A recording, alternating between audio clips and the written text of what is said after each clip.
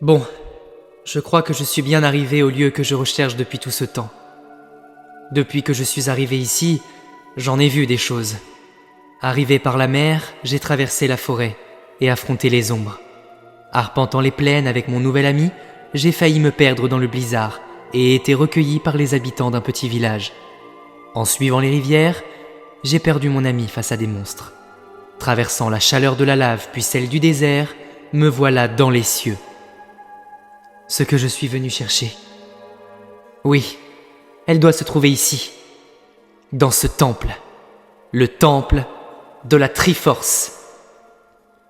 Bonjour, saisissez votre sagesse, armez-vous de votre force et prenez votre courage, car des montagnes au village, de la mer au sous-bois, bienvenue dans ce tout dernier récit de voyage d'Hyrule et au-delà.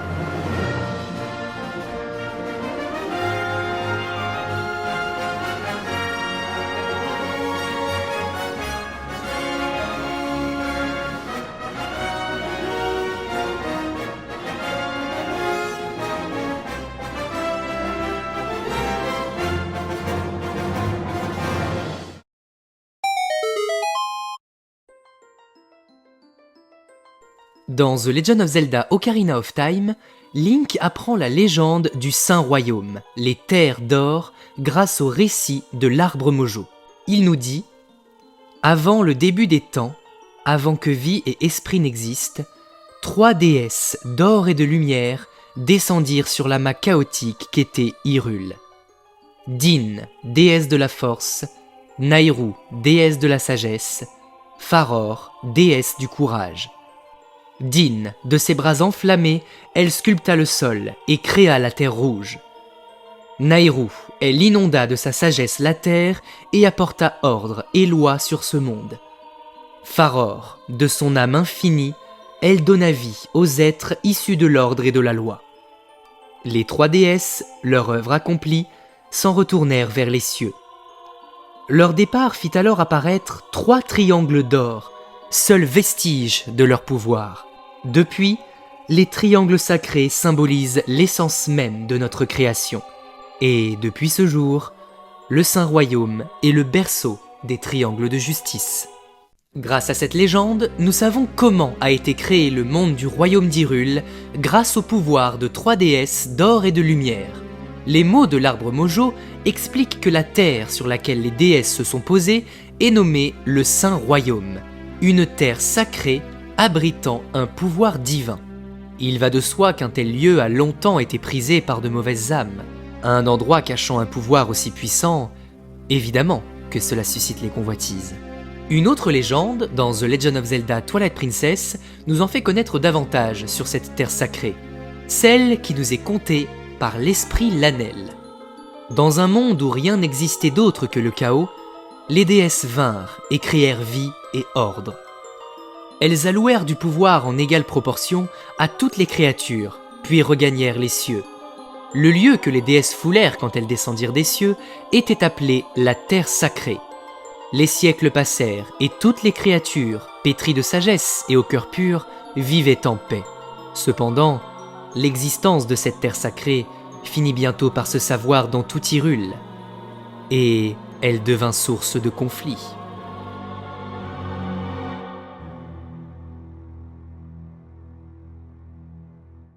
Après avoir expliqué cela, il nous contera l'histoire du peuple du crépuscule, dont nous avions déjà parlé dans l'épisode sur les peuples des ombres. Le Saint Royaume en tout temps a été très convoité. Sorte de monde parallèle à la véritable terre d'Hyrule, nous pouvons l'arpenter dans The Legend of Zelda A Link to the Past.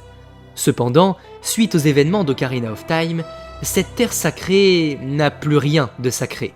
Ganon ayant été scellé dans ce monde, il a changé le Saint Royaume en une terre désolée, celle que l'on nomme le Dark World.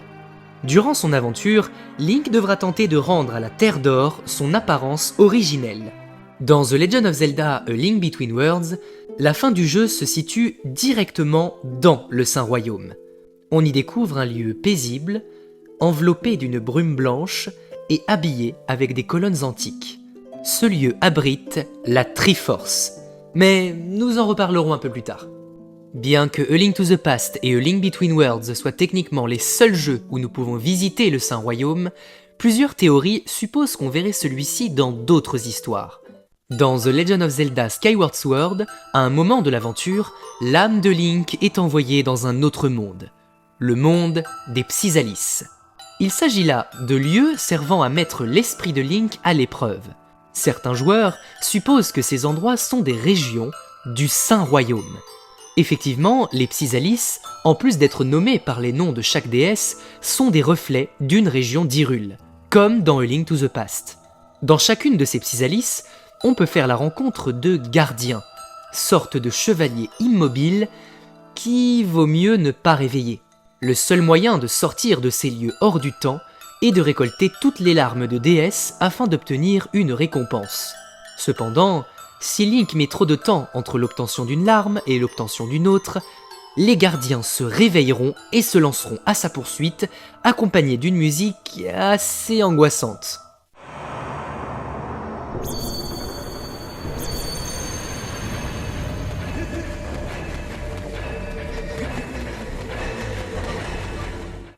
Un autre lieu qui peut potentiellement poser question est l'endroit où nous emmène Zelda, transformée en dragon blanc, dans The Legend of Zelda Tears of the Kingdom. Comme expliqué dans l'épisode précédent, la princesse d'Hyrule a abandonné son corps dans le but de reconstituer la lame purificatrice. Lorsque Link la retrouve, elle l'emmène vers un lieu encore plus haut que le ciel d'Hyrule, un endroit baigné d'une lumière dorée, presque divine, avec rien. Juste de la lumière et du calme. Il n'y a aucun autre moyen de revenir ici par la suite. Personne ne sait où nous nous trouvons et des théoriciens supposent que la princesse Zelda a ici conduit Link jusque dans le ciel de la Terre d'Or. Ce temple, qu'est-ce qu'il est grand! Il se dégage de lui une ambiance vraiment sacrée. C'est impressionnant qu'une structure pareille soit capable de flotter dans le ciel. On dirait que personne n'est venu ici depuis des siècles. Continuons de l'explorer.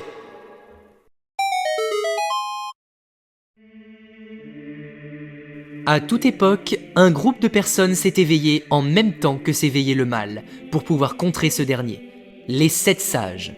Chronologiquement parlant, les premiers sages à s'éveiller sont ceux d'Ocarina of Time.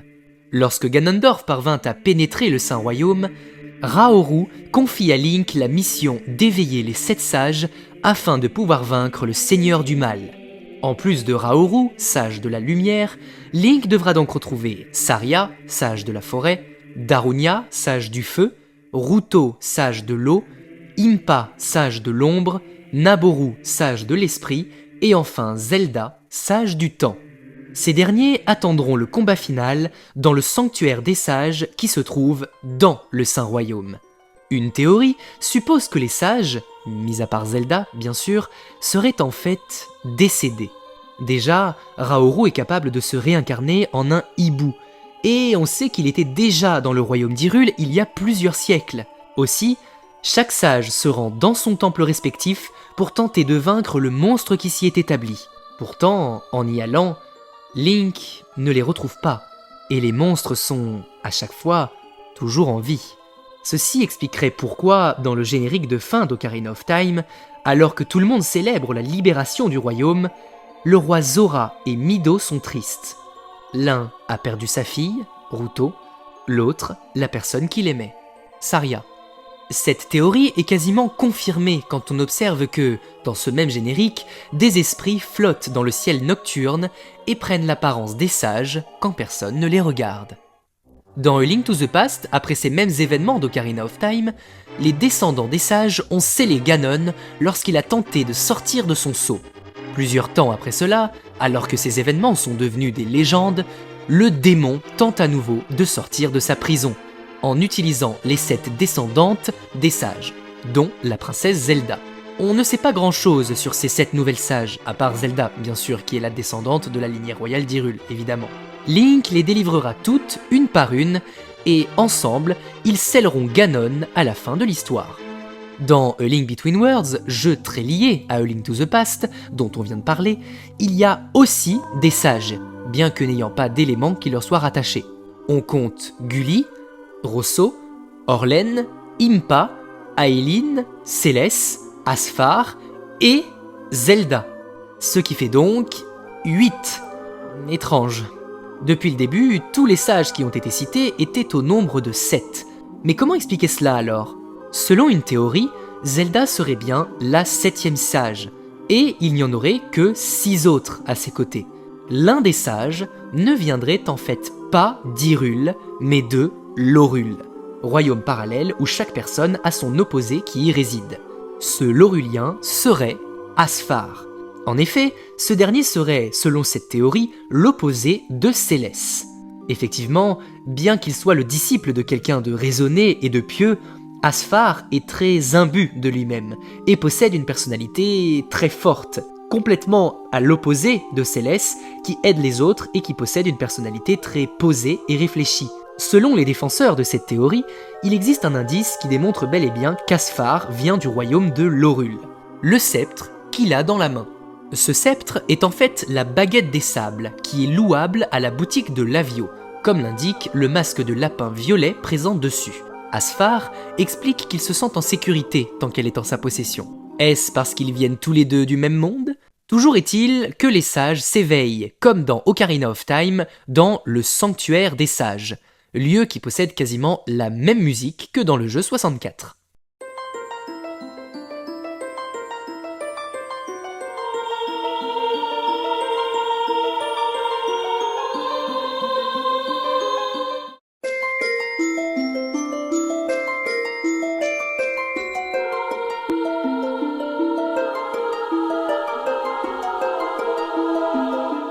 D'autres jeux remettent en scène un groupe de sages, comme dans Twilight Princess, où ces personnages racontent à Link l'histoire de Ganondorf. À la base, ils étaient 6, plus Zelda supposément en tant que 7e sage. Cependant, lors de l'exécution du roi des voleurs, celui-ci se rebelle et réussit à tuer un sage, le sage de l'eau. Ils ne sont donc plus que 5 à s'adresser à Link lors de l'histoire du jeu. Il est possible de remarquer qu'ils ont un look très unique. Si d'ordinaire, les sages sont des personnes physiques, avec une histoire personnelle et qui ont une vie en plus d'être sages, ici ces derniers semblent n'être là que pour ça. Ils sont des sages et rien d'autre.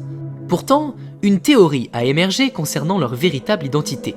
Pour certains, cette apparence, en forme de fantôme blanchâtre, ne serait en fait pas leur véritable nature physique. Une preuve de ceci est que, quand Ganondorf tue le sage de l'eau, son corps disparaît, excepté son masque qui tombe au sol. Selon cette théorie, lorsque des êtres s'équipent de ce masque magique, leur apparence se transforme et ils arborent un physique beaucoup plus neutre pour ne pas être reconnus. Mais alors, une fois que l'on sait ça, qui serait le sage de l'eau sacrifié par Ganondorf ? Est-ce que l'on connaît, dans Twilight Princess, une personne associée à l'eau, capable d'endosser le rôle de sage, et qui est aujourd'hui décédée ? Et oui, tout porte à croire qu'il s'agirait de la reine des auras, Lutera. Lorsque Midona et Link rencontrent son fantôme, elle explique que les monstres des ombres l'ont tuée pour servir d'exemple aux yeux de son peuple. Pourtant, les auras devraient être traumatisés d'avoir vu mourir leur propre reine. Aucun d'entre eux n'en parle. Aussi, c'est assez étrange d'avoir commis cet acte uniquement chez un seul peuple du royaume. Pourquoi ne pas avoir fait pareil avec le chef des Gorons, avec la princesse des Iliens ? Certains supposent ici que Lutera est en fait en train de mentir pour cacher sa véritable identité de sage et les réelles circonstances de sa mort. Mais alors, si cette théorie est vraie, peut-être connaissons-nous les autres personnes qui se cachent derrière l'apparence magique des sages. Il faudrait pouvoir enlever leur masque pour ça. Toujours est-il que ces sages ne se trouvent plus dans la chambre des sages, comme avant, mais dans la tour du jugement, présent pour veiller sur le miroir des ombres. Le temple du temps, lui, est complètement en ruine. Pourtant, grâce à un portail magique, Link peut retourner à l'époque où ce temple était encore sur pied et y découvrir un donjon caché grâce au pouvoir de l'épée de légende. Dans Ocarina of Time, on sait qu'un donjon a été retiré du jeu. Le temple de la lumière, dont le temple du temps devait en être une partie.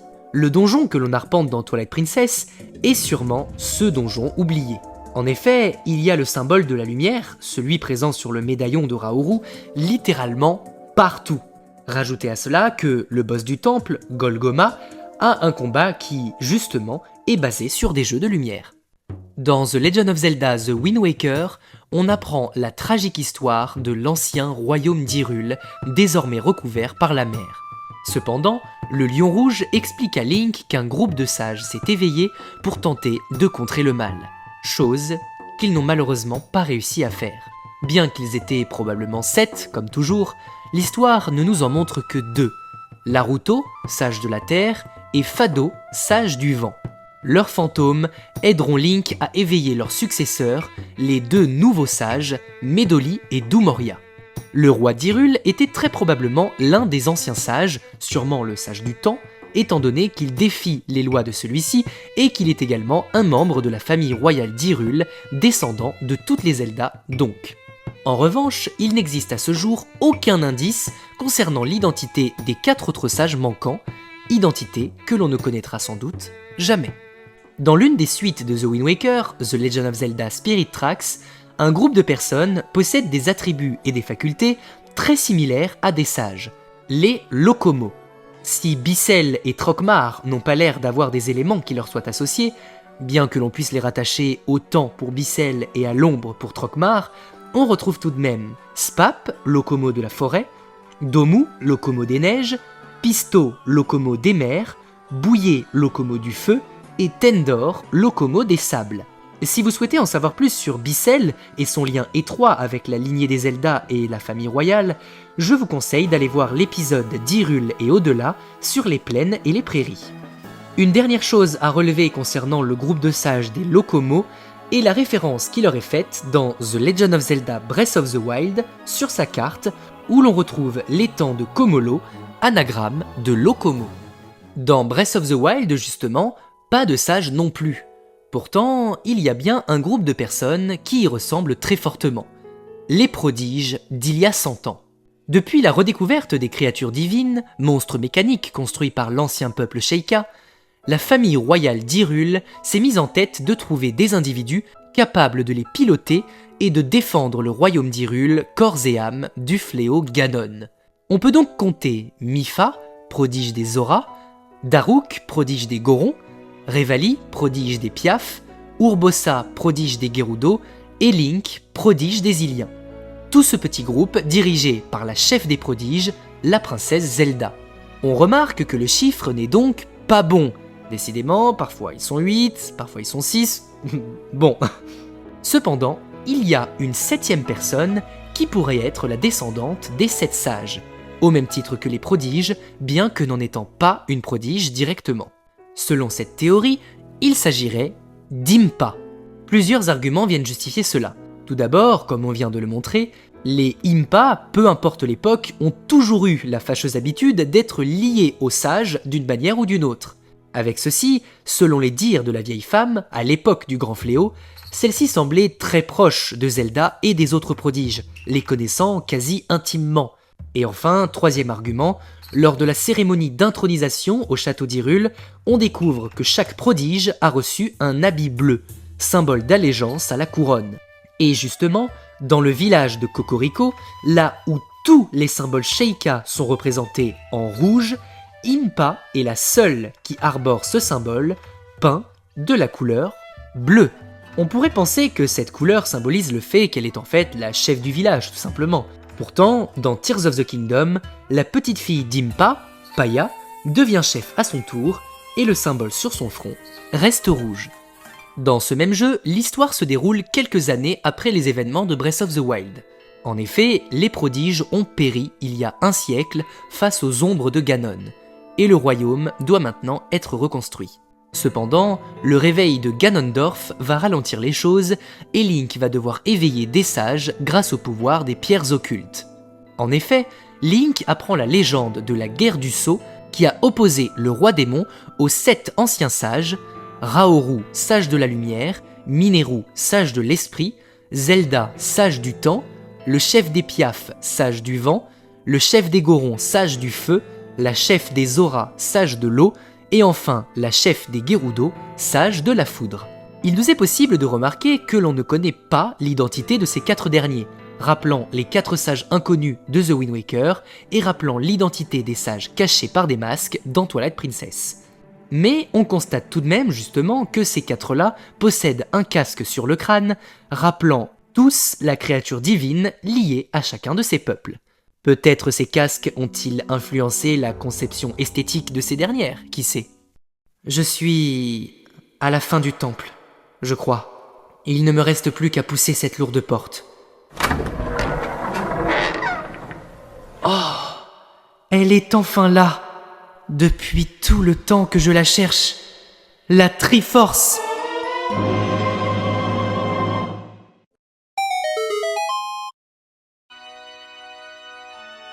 Pour celles et ceux qui ne comprennent pas pourquoi je m'extase autant devant elle, la Triforce n'est nul autre que le pouvoir divin par excellence, présente depuis le tout premier jeu de la saga.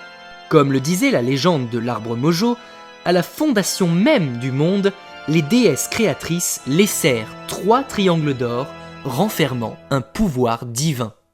Il s'agit bel et bien de la Triforce, composée de 3 parties, la Triforce de la Force, la Triforce de la Sagesse et la Triforce du Courage. Cette relique ancestrale serait capable d'exaucer les vœux les plus fous de quiconque la possède en entier. Dans Skyward Sword, on apprend l'existence d'une 4e déesse, la déesse Hylia. Celle-ci a été envoyée par les 3 autres déesses pour protéger la Triforce.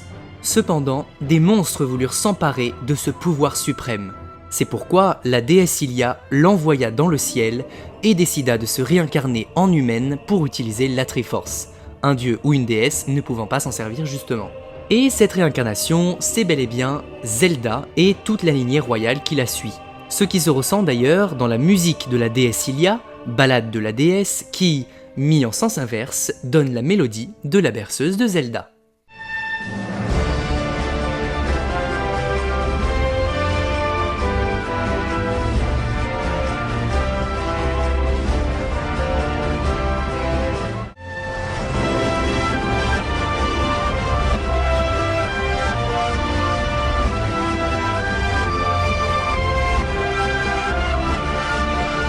Dans la statue représentant cette même déesse se trouve un immense temple sacré, la Tour des Cieux. C'est ici que la déesse Hylia a caché les 3 fragments de la Triforce. Une fois réunie, la Triforce complète entre les mains de Link, ce dernier effectue le vœu d'anéantir le banni et le pouvoir d'or réalise alors son vœu immédiatement. Depuis Skyward Sword, les humains étant redescendus sur la Terre, la Triforce a longtemps été protégée dans le Temple du Temps, servant de portail entre Hyrule et le Saint Royaume. Cependant, durant les événements d'Ocarina of Time, Link parvint à ouvrir ce portail et offre donc la possibilité à Ganondorf d'obtenir le pouvoir des déesses. Pourtant, l'homme Gerudo a un cœur trop impur pour prétendre à ce pouvoir. La Triforce se brise alors en 3 fragments. Ganondorf obtient la Triforce de la Force et les 2 autres parties sont reçues par les personnes en étant le plus dignes. La sagesse revient à la princesse Zelda et le courage au héros Link. Ce pattern sera repris dans les autres jeux à l'avenir, comme dans Twilight Princess. Le fait que Ganondorf ne meure pas durant son exécution par les sages est justement dû au fait qu'il possède la Triforce de la Force, Zelda possédant la sagesse et Link le courage. Même chose dans The Wind Waker, où, après l'inondation du royaume, la Triforce de la Sagesse se soit scindée en 2, une partie revenant à chaque descendante de Zelda et l'autre au roi d'Hyrule, et celle du courage se soit divisée en 8, se destinant à être reconstruite par le nouveau héros. À la fin du jeu, Ganondorf réunit les 3 triangles d'or dans le but de libérer le royaume et d'en devenir le maître. Mais le roi d'Hyrule la touche avant lui, et fait le vœu auprès de la Triforce de tout faire disparaître, ainsi que Ganondorf. Finalement, la Triforce est devenue le véritable symbole de la série Zelda, et souvent l'ultime clé pour déjouer le mal, comme dans A Link to the Past ou encore The Legend of Zelda The Adventure of Link, où la Triforce réussit à éveiller l'ancienne princesse endormie depuis des siècles. Il est d'ailleurs assez intéressant de savoir que ce symbole vient d'un véritable clan japonais, le clan des samouraïs Hojo, qui arborait toujours ces 3 triangles, symbolisant l'équilibre parfait des forces. Dans A Link Between Worlds, en plus de la Triforce Hyrulienne, on apprend l'existence de la Triforce Laurulienne, opposée de la Triforce détruite par Hilda. Cependant, à la fin de l'histoire du jeu, la princesse Zelda touche le pouvoir d'or et fait le vœu de rendre au royaume de Lorule sa Triforce. Et pour finir, dans Breath of the Wild et dans Tears of the Kingdom, la Triforce semble être un petit peu oubliée par tout le monde. Pourtant, c'est bien la princesse Zelda qui a l'air de la posséder en entier. Cet héritage divin étant désormais appelé le pouvoir du sceau. Pourtant, dans les deux jeux, il existe plein d'endroits en Hyrule représentant ce symbole des 3 triangles sacrés. Pour ma part, la Triforce se trouve justement devant moi. Mais ce qui se trouve aussi devant moi, c'est cette stèle. Il y a une inscription dessus. Je vous la lis. Toi qui te trouves devant le pouvoir sacré des déesses, félicitations. La Triforce est désormais tienne, elle t'appartient. Sache qu'au moment où tu t'empareras d'elle, le monde que tu viens d'arpenter disparaîtra. Il avait vocation de protéger la Triforce, il ne sert plus à rien désormais. Alors ça veut dire que toutes les terres, tous les lieux que je viens de visiter vont disparaître, tout comme ses habitants. Je la regarde une dernière fois. Je crois que je sais ce qu'il me reste à faire.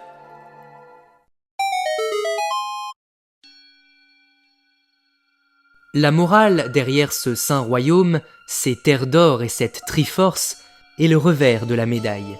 L'existence d'un lieu aussi parfait et d'un pouvoir aussi puissant a longtemps fait couler beaucoup d'encre et beaucoup de sang.